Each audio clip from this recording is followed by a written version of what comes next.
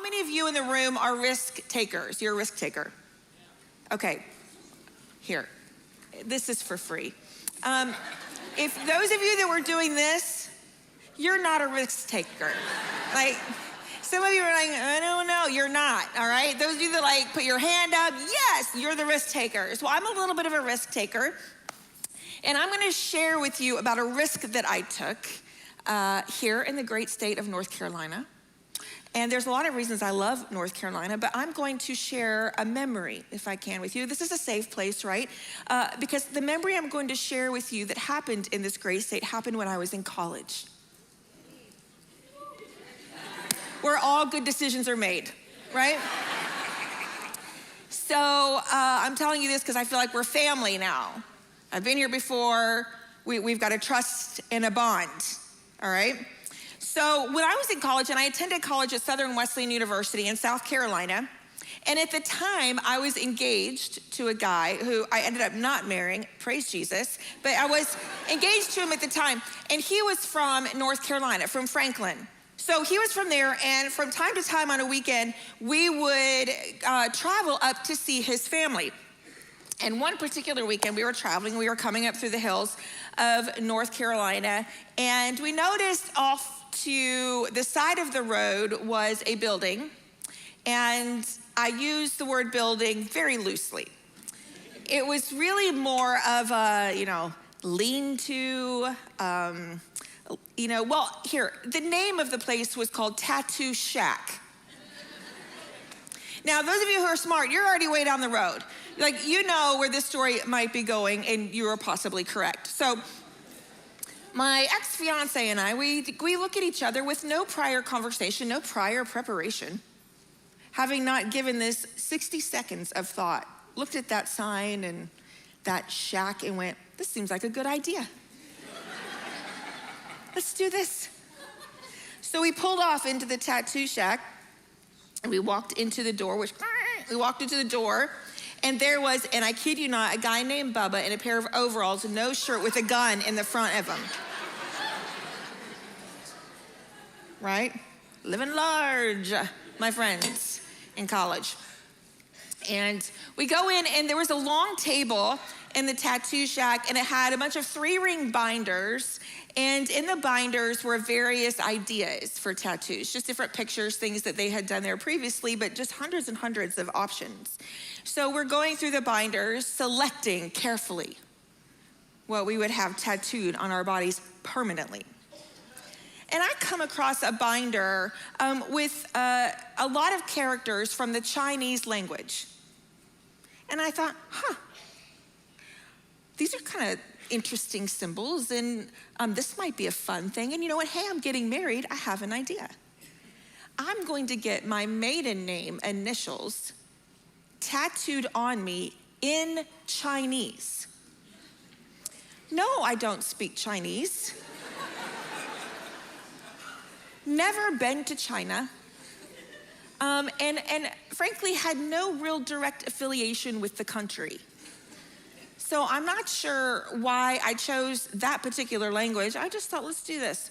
So I picked he had like these characters in Chinese and then the corresponding alphabetic letters from the English language. So I went to H, my name's Heather, picked that character.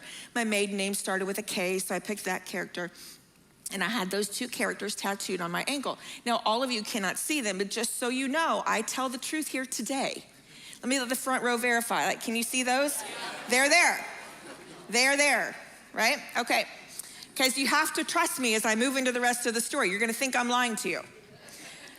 So I proudly sport these things for years. So fast forward 10 years. No longer engaged to the guy. Whew. And I'm married someone else. And I, at that time, was an English teacher in a Christian school in Tuscaloosa, Alabama. Also, crickets. Interesting. It's just interesting to me. Okay, so I'm an English teacher at a Christian school, and one particular year, I had a foreign exchange student from China. I know. It just gets better, doesn't it? Right. So, and this was before Google, this was before you would like look up the translation of things in your phone. And she had this device called a pocket translator.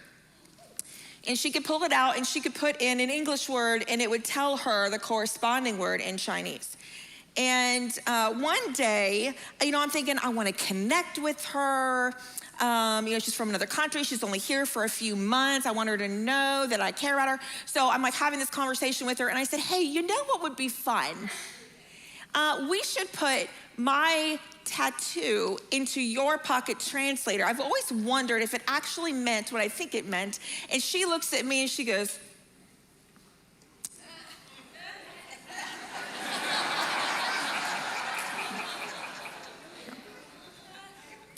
and I think, oh, no, and I go, oh, no. I mean, I'm her teacher. I hold the future of her grade in my hand.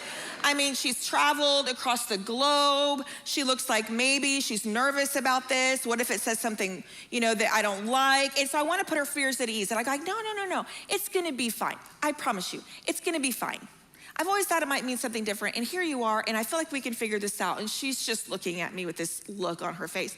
And so she agrees, and I say, great. So we put in the two characters into her pocket translator, and I'm like, what do they mean? Because I'm thinking maybe they mean, like, I'm winning, or, like, I'm amazing, or superwoman, or whatever, just something. And she says to me, she's like, and she's such a sweet girl. And she's like, Mrs. Semple, the top means bad.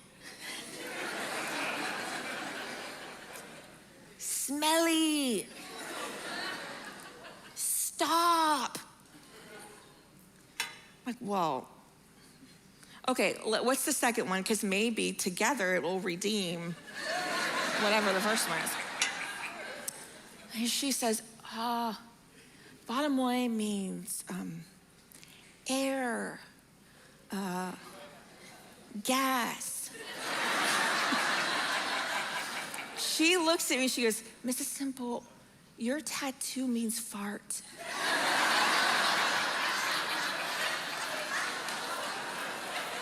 I know.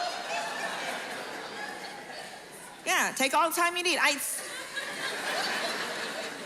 Let it sink in. I had to. Let it sink in. Soak it in.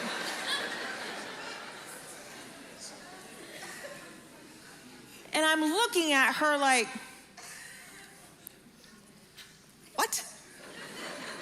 Who asked you anyway, right? I'm a little bit of a risk taker. And the risk didn't pan out so well for me. I still have it on my ankle today. When my son was 2 years old, tracing, the outline of my tattoo as I sat on the couch, Mommy, what this? I said, oh, honey, it means Jesus loves me. That's what it means. Totally said that. Don't judge me. Don't judge me. Don't judge me. Right? Some risks just don't pay off, and you pay for them afterwards. It's risky. No risk comes with guarantees. Today, though, I want to talk to you about a different kind of a risk called obedient risk. Because there's a risk for risk's sake, and then there's a risk that takes place because you're obedient to what God has asked you to do. And in an obedient risk, there are guarantees. And in an obedient risk, all of the what ifs and all of the obstacles that seem so large to us become nothing because God is a God of the impossible. And one of the things that we have to do as believers is quickly learn to discern between a risk and an obedient risk. And I find sometimes that we don't get it right. And so today I'm hopeful that what we're going to unpack is helpful to you in just doing that, in discerning risk from obedient risk. We're going to jump into a passage in the book of Joshua, Joshua chapter 3. I love the book of Joshua. If you have not read the book of Joshua, you have got to read it. Like, it's one of those books that it just really keeps the Bible from being boring. It really does. When people go, I think the Bible's boring, I go, you're boring. You have not read Joshua. It's full of battles and warriors and miracles and God's redemption and the leading of his people. It's extraordinary. And we're going to go into Joshua chapter 3. We're going to start in verse 2, but let me set it up. So God's people, the Israelites, they have been freed up from Egypt. They're no longer slaves. Moses delivered them up out of there. And they wandered around in the desert due to their obedience and their complaining for quite some time, for so long, in fact, that an entire generation has died off. And a new generation has risen up, and it is this new generation that is about to inherit the promised land that was promised to the previous generation. So Joshua and the people are looking at the promised land. They're looking at the place that their parents and grandparents, died trying to get to. And here they finally are. The place they're going to get to root down, raise their families, stop wandering. Promise fulfilled. But in between them and the promised land is a river, the Jordan River. And it's not a creek, it's not a brook, it's not a little babbling, like streak of water. It is a raging river at flood stage. There's no rocks you just step across to get to the other side. It is a trap that is a matter of life or death, depending on how you move through it, the Jordan River. So here we find ourselves, Joshua 3, verse 2. After 3 days, the officer went throughout the camp, giving orders to the people. When you see the ark of the covenant of the Lord your God and the Levitical priests carrying it, you are to move out from your positions and follow it. Then you will know which way to go, since you've never been this way before. But keep a distance of about 2,000 cubits between you and the ark. Do not go near it. Joshua told the people, consecrate yourselves. Do what? Consecrate yourselves. For tomorrow, the Lord will do amazing things among you. Joshua said to the priests, take up the ark of the covenant and pass on ahead of the people. So they took it up and went ahead of them. And the Lord said to Joshua, today I will begin to exalt you in the eyes of all Israel, so that they may know that I am with you as I was with Moses. Tell the priests who carry the ark of the covenant, when you reach the edge of the Jordan's waters, go and stand in the river. You know what I'm thinking if I'm them? Say what?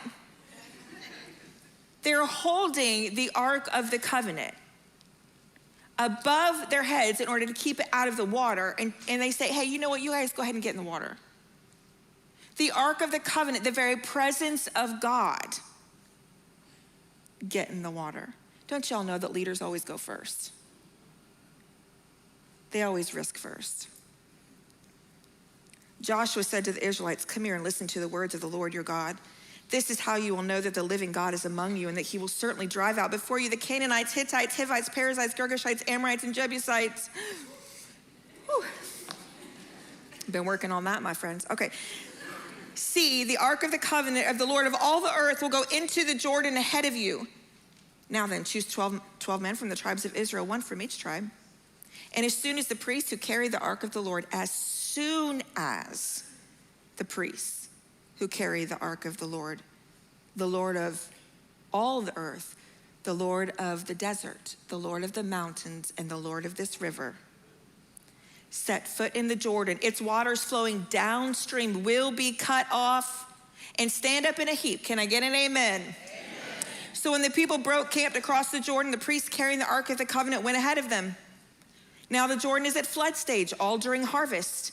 Yet as the priests who carried the ark reached the Jordan and their feet touched the water's edge, the water from upstream did what? Stopped flowing. It piled up in a heap a great distance away at a town called Adam in the vicinity of Zarethan, while the water flowing down to the Sea of Arabah, that is the Dead Sea, was completely cut off. So the people crossed over opposite Jericho. The priests who carried the ark of the covenant of the Lord stopped in the middle of the Jordan and stood on what? Dry ground. What kind of ground? Dry. While all Israel passed by until the whole nation, mind you, was almost 2 million people, had completely crossed over on dry ground. It's a pretty risky thing to do, don't you think? I mean, they have their children with them. They've got everything they own in this life with them. And all they know to do is just follow the Ark of the Covenant. Something's gonna happen that you've never seen before, and we're gonna cross over. It's a risky thing. I wonder if they considered other options. I would have. In fact, I have. Let me offer you some. I wonder if a few of them considered just waiting until flood season was over, right? Don't you think somebody in the camp went, you know what, y'all, we've been wandering now for a solid 400 years, and what's 2 more months? Let's just wait. Waters will calm down. We'll just swim. We'll just swim across. We'll give all the children lessons. It'll be fine. Or maybe they would have considered traveling to a different destination. Maybe they would have thought, oh, hey, you know what, let's just go a few miles down. Let's just find a place at the Jordan that perhaps is easier to come across. Or maybe we don't need to cross right here in front of Jericho. Let's go somewhere else. Or I wonder if a lot of them thought, you know what? I feel like we're good. Let's just settle right here. We can see the promised land. In fact, it's a very scenic view. Why don't we just stay here? I mean, we're as good as there. Maybe they thought, let's just settle. Let's settle for the view rather than be victorious. And I wonder how often we do that. So close, but then an obstacle arises and we think, well, it must not have been God, and we just stop. I wonder if they thought, let's just try to find an alternative solution. Let's build a boat. I don't know. Let's try something else. But they didn't do any of that. And why? Because it's not what God said to do. It's just not what he said to do. Listen, it's not what he said to do. God said, move out. God said, I'm going to do something. God said, this is going to be your land. God said, consecrate yourself. Move out. And that is the fundamental difference between risk and obedient risk. When God says, you move out. Because when God says, you have the guarantee. When God says it isn't really so much of a risk. When God says it will be hard and uncomfortable and you will have to depend and trust like you never have before, but you will reach the other side. You will. You will step into the promised land. I love the component of this passage where they do cross over. We read about these millions of people that cross over on dry ground. But really, my most favorite part of this passage is just in the first few verses. Because in the first few verses, we are told how they prepared to inherit the promised land. Because what I want us to hear today is we have to, at some point, stop praying for the miracle of the parting and ask ourselves what we need to do to prepare to inherit that promise. And we like to skip over all of the things that they did and get to the part of the big splash and the big miracle, Red Sea, the sequel. And we keep asking God where it is. Where's my miracle? Where's my miracle? And God's saying, hey, let's just step back for a moment. And so I want to walk you through 2 things that I think we see the Israelites do in this scenario that not just prepared them, but can prepare us for holding a promise. The first one is this. Obedient risk requires God's presence. They understood God's presence. Let's look at verse 3 and 4 again. Giving orders to the people. When you see the ark of the covenant of the Lord your God and the Levitical priests carrying it, you are to move out from your positions and follow it. Then you will know which way to go since you've never been this way before. But keep a distance of about 2,000 cubits between you and the ark. Do not go near it. So when you see it, move out, follow it, but keep a distance from it. See, there are no details in the Bible that are happenstance, or it's not because the author just decided to get wordy. What he's telling us here is that the Israelites are to look at the Ark of the Covenant of the Lord God, because the Ark of the Covenant was the presence of God. It's before Jesus arrived. It's before the Holy Spirit would indwell them. It's before all of that. The Ark of the Covenant was God's presence itself. So he's saying, follow this. Don't look at the promised land. Follow God's presence. Stop looking around, stop planning and plotting, and just look at his presence and stay 2,000 cubits behind. If you stay 2,000 cubits behind, it forces you to focus on that alone so you don't get lost in all the horizontal stuff around you. Focus.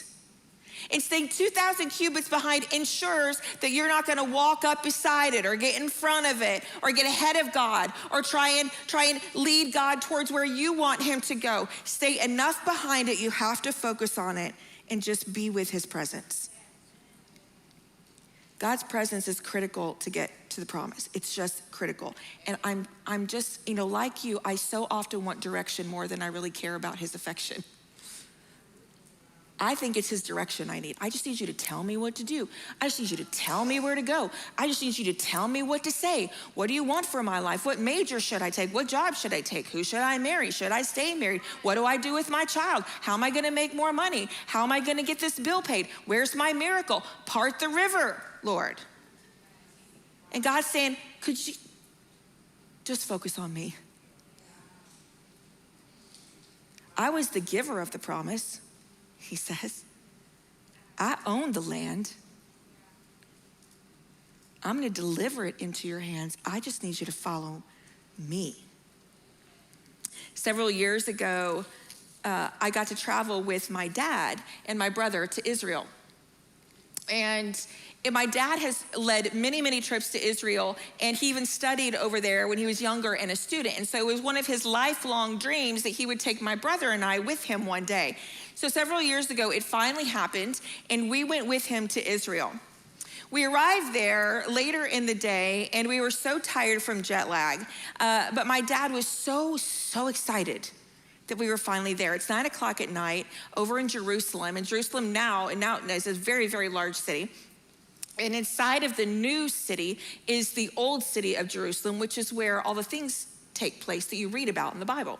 And so it was late at night, dark, and my dad says, I'm just so excited. I would just love to take you and your brother down right now, just us, before we have to lead the big touring group tomorrow. Let's just go down and let me show you the old city and the Wailing Wall. The Wailing Wall is a place that anytime you take a trip to Israel, you go.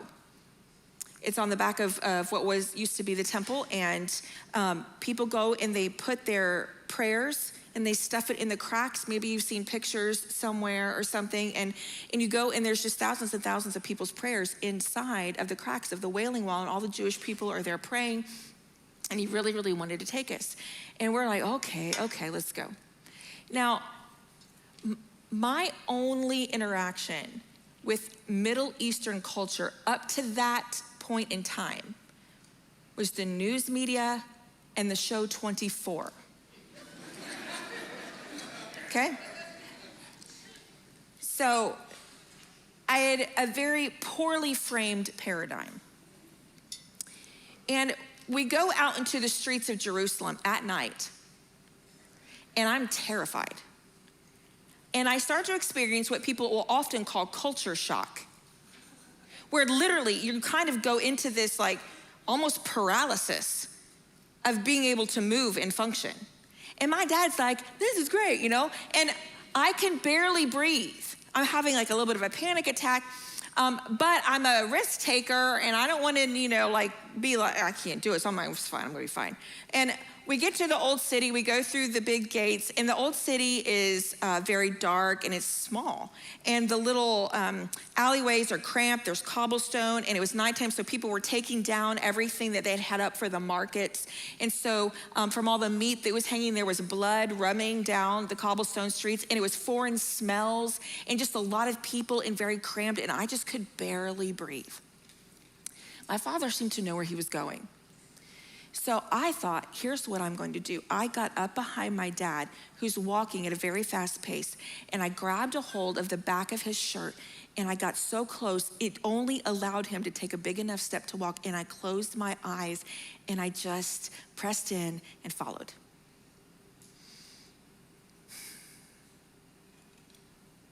And after a few minutes, I could feel the air change. Like, I could tell that there was just a different kind of air, and my eyes were closed. I could sense that there was light. So I released my hands, and I looked up, and I was in this huge open corridor. You could see the night sky and the stars, and all lit up in front of me was the Wailing Wall. And we just spent some time there, and we happened to be there on Shabbat, on their Sabbath, and watching people pray, and it was an extraordinary moment. The process of getting there was difficult for me, and here's what I knew: if I could just stick close to my Father, he would get me there. He knew where we were going. He'd been there before. He was not afraid. He knew how to deal with anything that we would encounter along the way. He knew what obstacles to tell me to walk around, skirt around, push through. I closed my eyes, literally, held on to him, and just trusted.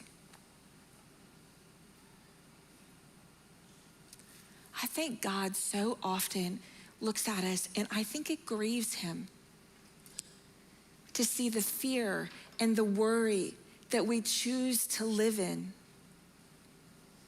simply because we won't stay close to him. And you know why? We don't actually think it will work. We just don't. If we really believed that we could fully depend on God and he would always deliver on the promises that he's made, we would be freed up from worry. We would stop taking things into our own hands. We would stop derailing his plan and him having to say, okay, let's course correct you. If we really believed that inside of his presence, it was enough, because if inside of his presence, it wouldn't be enough, we would tell ourselves, no matter what happens, I'm gonna be fine. If it goes wrong, I'm gonna be fine. If it blows up in front of my face, it's gonna be fine. No matter what comes, I'm going to be fine because I'm with the Father. Is he really enough for you? See, the Israelites were told, look at the ark, focus on God's presence. Otherwise, the promise is going to take too high of a priority, and you're gonna start looking backward, and you're gonna become afraid. But if you look at that, you're gonna be able to cross over on dry ground. Preparation happens in God's presence. It's where it happens. You know, King David knew this. King David is one of my favorite people to read about in scripture. And David was called a man after God's own heart, right? And all through Psalms, you can read how David wrote, no matter what happens, Lord, no matter what happens, if Saul takes me out, if I never become king, no matter what happens, it's fine. Just don't take your presence from me. You can take anything else, just don't leave me. Because David knew that was his lifeline. That was his air source. That was what the key was for him to being able to sustain in this life. God was peace. God was power. Take anything you want. Just don't take yourself away from me. I think it's fascinating too, because I think, you know, my logical mind, and maybe some of you are wired this way, we would see an obstacle and we would go, okay, well, I'm kind of gifted in plan making. So, hey, I got this. I'm gonna go over and I'm gonna make a plan on how to cross a river. I could cross a river, and let me make this plan. I'm gonna delegate some things, and we're gonna build some things, and it's gonna be extraordinary. But I wonder if God thought there is seriously no point in you building a plan for a river, because on the other side of the river is Jericho. That's a whole different kind of thing. That's a whole different kind of battle you're gonna fight. You're gonna be walking and walking. Your kids are gonna be asking, are we there yet? And you're not gonna wanna do it, and you're gonna wonder if I'm gonna show up in the very same way you're doing now. If you build a plan for a river, you're never gonna reach the promised land. And when you get there, you're not gonna be prepared for what's coming next, because God's presence is what prepares us for the promise and not our own plans. It's just not. The second thing that happens in preparation, I believe, is there has to be a commitment to purity. In verse 5, Joshua told the people, consecrate yourselves, for tomorrow the Lord will do amazing things among you. Consecrate yourselves. And in that day and time, there would have been rituals. There would have been religious offerings that they would make in order to make themselves clean, to be forgiven of their sins. And Joshua is saying, get right before the Lord, for tomorrow the Lord will do amazing things among you. I wonder how many amazing things among us God is longing to do if we would just consecrate ourselves and live holy as we have been made holy. If you are a believer, if you are a Christian, from the moment that occurred, from the moment you surrendered your life to Jesus, you were made holy. I know it's crazy, isn't it? It blows my mind that when I gave my life to Jesus, I was made holy. That there were no barriers anymore between me and God, and I could commune with him and be intimate with him and talk with him freely. Me. Unholy to holy. But way too many Christians are walking around having been made holy, but they're chasing happy rather than holy, not understanding it's holy that leads you to happy. And in the same way, the Israelites were commanded to consecrate themselves, for tomorrow the Lord was going to do amazing things among us. I think today in our world, in our day, in our time, God is saying, Church, consecrate yourself. You are my holy people. Live holy as you've been made holy, because tomorrow I'm going to do amazing things among you, because you know Jesus is coming back someday, and the only thing he's coming back for is the church. The bride of Christ, having been made holy. If we lived as holy, don't you think that those who are not currently in the church might just long to be part of the body of Christ, because they would see a different kind of life and a different kind of hope and a different kind of peace? They're all facing rivers. They're all facing mountains. They're all facing obstacles, and we hold the truth and the secret, and yet we are standing on the edge of the river going, I just don't know. I just don't know. Purity. I've learned, and often I learn the hard way, as evidenced.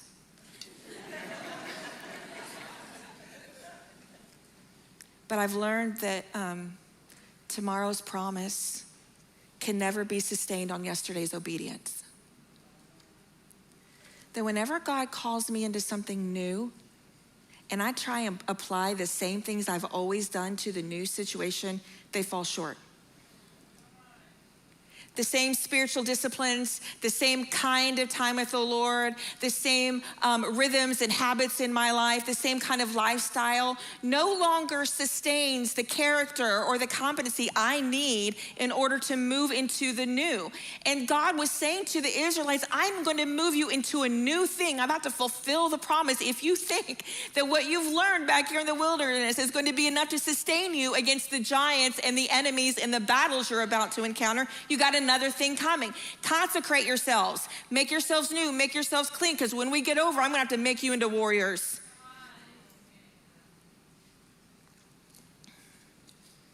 My husband and I, we've been married almost 20 years, and we have 3 children. And when we first got married, our premarital counselor said, y'all should not get married. I mean, literally looked at us in the face and went, this is not a good idea.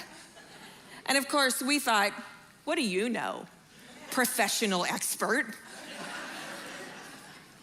We know. See, we had all kinds of baggage. Now, I know everybody has baggage, but I think that Jeff and I had like conveyor belts, like just, like truckloads of baggage. Jeff was 11 years old. He was introduced to pornography. Now, actually, if you want, the actual news statistic is that children now are introduced to pornography the first time at 6 years old. He was introduced at 11, and when his parents found out, they were told boys will be boys, and so nobody really ever did anything about it, and it just stuck. So he grew up and grew deeper into this addiction. I was bullied as a young girl, and I lost sight of what my value and my identity was. And I started to believe the words that were spoken to me and over me, and then I started to seek out value and identity from all the wrong places. So this person who was a user married a woman used to being used, and it was just a recipe for disaster. So we did what made perfect sense, and we got into ministry. Yeah, I know. You're welcome for that wisdom. Now, see, here's the thing. We knew about God's call. We knew that. And we just thought we're gonna go ahead and step into the call, even though we had not prepared in purity to be able to hold it.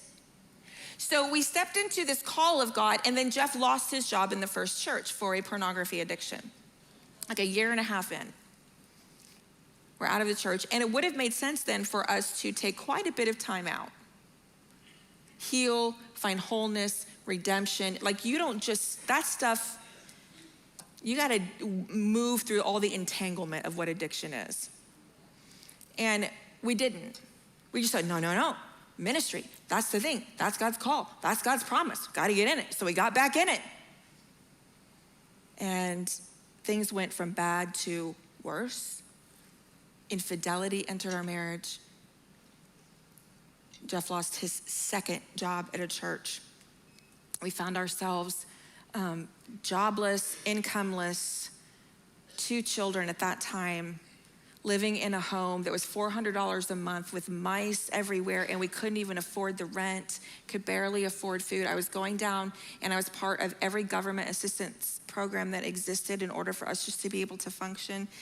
And I wondered, what in the world, God, you've called us. You've called us. Where are you? Part the rivers. And God's saying, consecrate yourselves. Tomorrow, I'll do amazing things among you. But you gotta get right. Stop trying to build on what's broken. Yesterday's obedience cannot sustain tomorrow's promise. It cannot. If this took you out here, can you imagine what the enemies out there are gonna do to you? We did, we stepped out. Went through 3 years of intensive restoration. So we were in counseling sometimes 3 times a week just to be able to be in the same room. And I say 3 years, and in the grand scheme of life, that doesn't seem like very long, but let me just tell you something. 3 years in that kind of scenario is a really long time. A really long time. Every day felt like an eternity. But God did amazing things inside of our hearts and in our souls, and he never removed the call. He didn't remove the promise. But he took us through this restorative place, in this place of consecration, in this place of getting ready, in this place of engaging in his presence, learning to hear his voice, just learning to be with him. We had to learn to be with him. Let him complete us. You know when you get married and you think the other one's gonna complete you and fix things? By the way, this is also for free. The whole you complete me thing, no. Nope. If anyone says you complete me, run away. Run away. Run away. Here's why. Let me paraphrase for you. You complete me. I am severely deficient. I am lacking in many ways. And I'm going to suck the life out of you for however long you will allow it. Right? Yes. It's not romantic. Even if he looks like Tom Cruise, not romantic.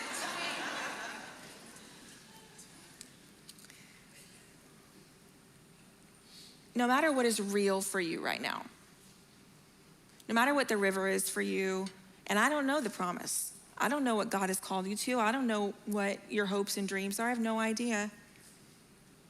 What I do know is that God can redeem and restore anything, and you're never too far gone, and there doesn't have to be a plan B. God can always restore you to plan A. God can always take the wreckage of your life and redeem it, and you can still live in the immeasurably more. You can live in the immeasurably more. I wake up every day and look around at my life and go, are you kidding me?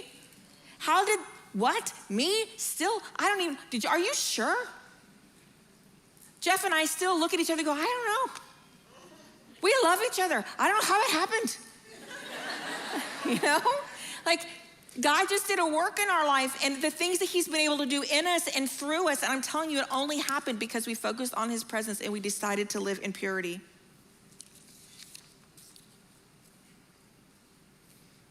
What is it for you? What is your obedient risk? What is it?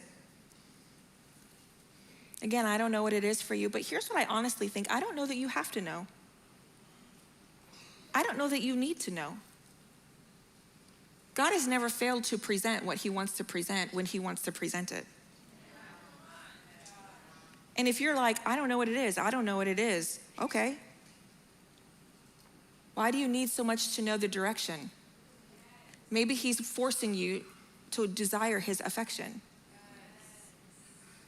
Stop looking over there at the promised land. Stop it.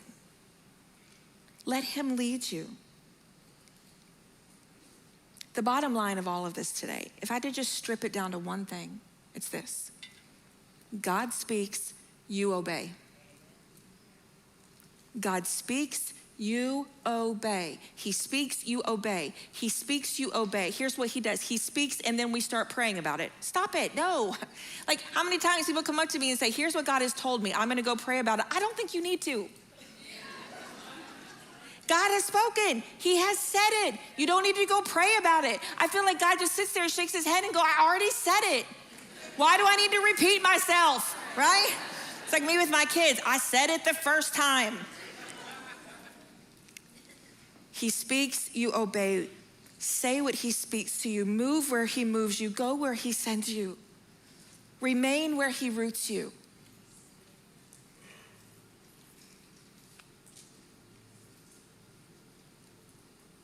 What is he whispering in your ear? Would you bow your heads with me?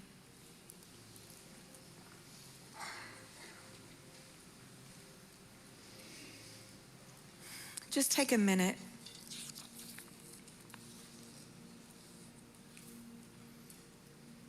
Just sit with the Lord. Just sit with him.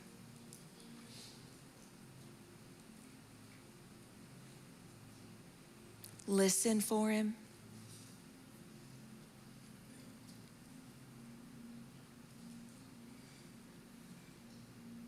What is the obstacle? What is the raging river?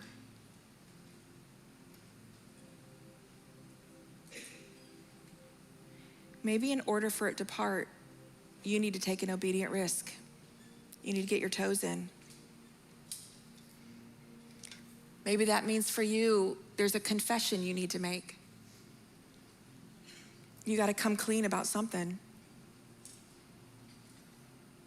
Hidden sin will always keep you from the promised land. It always will. It will always keep you looking at it and never entering it.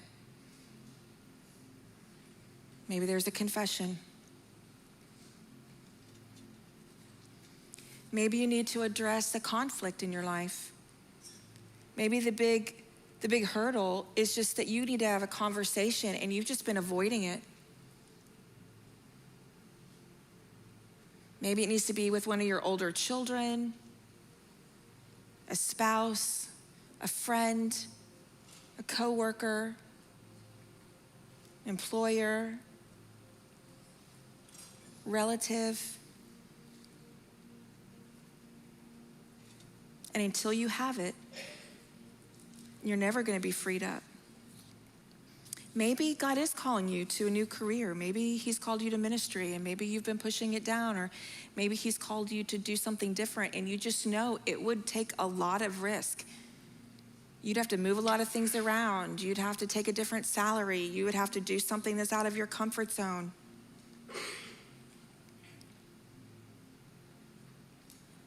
Honestly, I wonder if for a lot of you in the church, your obedient risk is something as simple as just serving in the church. Or maybe your obedient risk is to start giving. Everything you own is from God anyway. Maybe it's time for you to start surrendering your finances.